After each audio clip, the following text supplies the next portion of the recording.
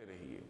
اب یہ صحابہ کرام کے بارے میں ہدایت دی جا رہی ہے کہ ان کو معاف بھی کر دیجئے، اپنا حق ان کو معاف فرمائیے، اور اللہ کے حق کی معافی کے لیے ان کے لیے اللہ سے استغفار طلب کیجئے، اور پھر آگے بڑھ کر ان کو مقام بھی سابقہ ہی دیجئے کہ ان کے ساتھ معاملات میں مشورہ کیجئے۔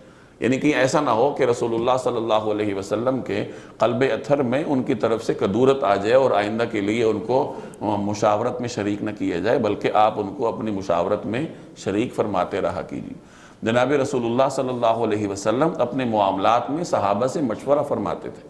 یہ مشورہ کرنا سنت ہے۔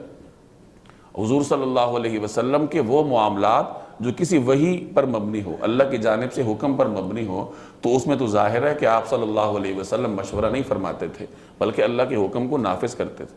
البتہ جہاں اللہ کی جانب سے کوئی واضح حکم نہ ہو تو وہاں رسول اللہ صلی اللہ علیہ وسلم صحابہ کرام سے مشورہ فرماتے تھے۔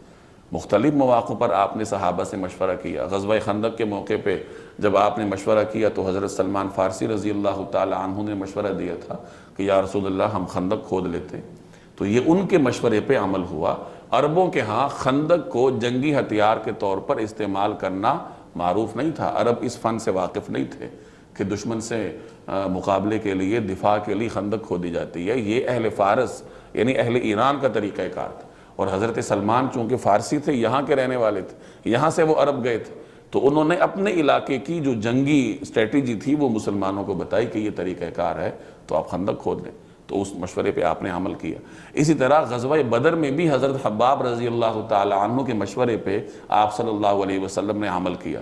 ابتداء میں جہاں رسول اللہ صلی اللہ علیہ وسلم نے مسلمانوں کے مورچے بنائے تھے تو حضرت حباب نے حاضر ہو کے عرض کیا کہ یا رسول اللہ، یہ جو یہاں مورچے بنائے گئے ہیں یہ اللہ سے وحی کا یعنی اللہ کی جانب سے وحی کا نتیجہ ہے، اللہ کا حکم ہے، یا آپ صلی اللہ علیہ وسلم کی حکمت عملی؟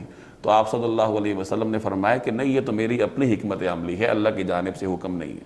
تو حضرت حباب نے عرض کیا کہ یا رسول اللہ، یہ جگہ مناسب نہیں ہے، بلکہ ہم آگے بڑھ کر وہاں مورچے قائم کرتے ہیں۔ تو نبی کریم صلی اللہ علیہ وسلم نے ان کے مشورے کو قبول فرمایا اور وہیں پر ان کے مشورے کے مطابق مورچے قائم فرمائے۔ تو اس طرح آپ صلی اللہ علیہ وسلم مشاورت فرمایا کرتے تھے، لیکن عام طور پر آپ علیہ السلام کی مشاورت بڑے صحابہ کرام کے ساتھ ہوتی تھی، جیسے حضرت ابو بکر ہیں، حضرت عمر ہیں، حضرت علی ہیں، حضرت عثمان ہیں، حضرت طلحہ ہیں۔ یہ جو بڑے بڑے صحابہ کرام تھے، ان کے ساتھ رسول اللہ صلی اللہ علیہ وسلم عام طور پر مشورہ فرماتے تھے۔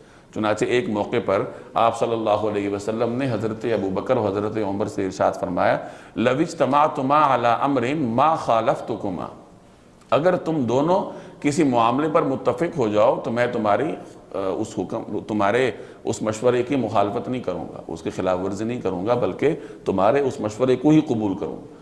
یہ رسول اللہ صلی اللہ علیہ وسلم نے اپنے صحابہ کرام کے مشورے کو اہمیت دی، اور اس میں امت کے لیے ایک اسوہ ہے کہ اپنے مختلف معاملات میں لوگوں سے مشورہ کرنا چاہیے۔ البتہ مشورے میں ان لوگوں کو مقدم رکھنا چاہیے جو صاحب فہم ہوں۔